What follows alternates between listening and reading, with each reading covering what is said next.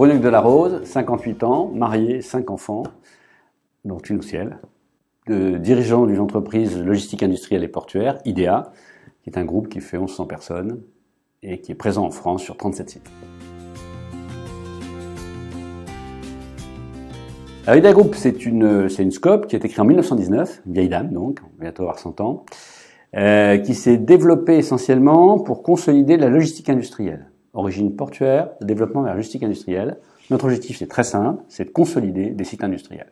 On fait des investissements dans la supply chain, mais on fait en sorte que ces investissements à matcher avec des nouvelles technologies soient plus productifs pour que nos clients, sur leur cœur business, arrivent à produire de l'industrie plus compétitive. Alors, j'en suis pas le propriétaire de secret, c'est ce qu'on observe. Première chose, savoir observer les signaux faibles, soit directement, soit effectivement avec son équipe. L'écoute des signaux faibles, c'est un vrai sujet. Hein, c'est-à-dire qu'il y a un moment, il y a tellement de signaux dans tous les sens que c'est pas simplement écouter le bruit, c'est écouter ce qui va faire avancer une boîte. Donc pour ça, il faut avoir défini au préalable 3 choses dans une entreprise.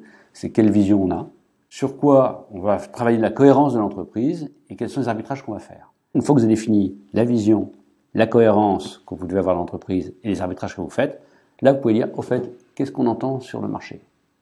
Qu'est-ce qu'on entend sur les nouvelles technos? Qu'est-ce qu'on entend sur les fonctionnements collaboratifs?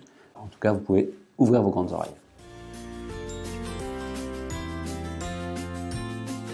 Bon, d'abord, alors il y a une façon de le mesurer, c'est qu'on est toujours vivant au bout de 100 ans. Je suis le 5e PDG de l'entreprise. Et ça paraît idiot, hein, mais je suis content de penser que la boîte va durer encore un bout de temps. C'est plus tout la même. Au début, on déchargeait des bateaux, des Liberty Ships. Bon, aujourd'hui, on fait des nouvelles technos, on a investi dans les startups, etc. Mais ça reste une entreprise avec une ADN, des valeurs. Et notamment, la première valeur du groupe, d'ailleurs, c'est co-entreprendre. Entreprendre avec les gens. C'est pas complètement neutre. Entreprendre, c'est facile. Co-entreprendre, c'est-à-dire accepter justement de ne pas avoir raison tout seul, c'est plutôt pas mal. Donc la première valeur, c'est d'avoir 100 ans, de ne jamais avoir perdu d'argent. Ça ne veut pas dire qu'on n'a pas pris des échecs, on s'est pris des sacrés râteaux. Il y a des boîtes qu'on a fermées, mais le groupe en général, au global, n'a jamais perdu d'argent. Et d'ailleurs, ce qui est intéressant, c'est que les endroits où j'aurais misé le plus d'argent, tellement j'étais sûr de notre fait, c'est l'endroit où on a paumé le plus d'argent. Parce que justement, en tant que dirigeant, on s'aveugle du coup. On dit, c'est pas possible. Et puis c'est comme ça que vous faites votre danseuse. Et la danseuse d'un dirigeant, c'est toujours très dangereux. Demain, ça va être génial. J'ai le coup du siècle. Ouais, parfois, pas tout à fait. Donc, si vous écoutez à plusieurs, c'est pas mal.